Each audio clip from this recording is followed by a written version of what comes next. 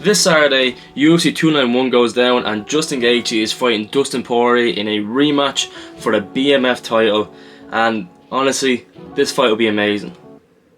Well, so we think. Because there's an underlying issue with this event that no one seems to be talking about, at least not as much as they probably should be. This fight is taking place in Salt Lake City, and fighters seem to crumble when they come to Salt Lake City, and people wonder why. The reason is that it's such a high level feet above the sea level.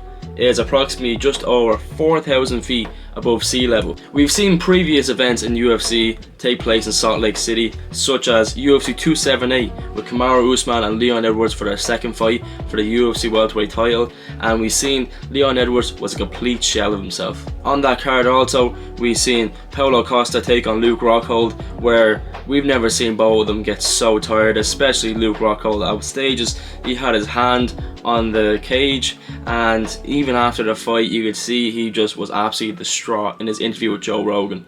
Another time we've seen altitude have a real effect on major fights is at UFC 188 with Cain Velasquez and Fabricio Werdum. Of course, Cain Velasquez is notorious for his cardio and for the pace he can put on other heavyweights. It was never seen before at the time.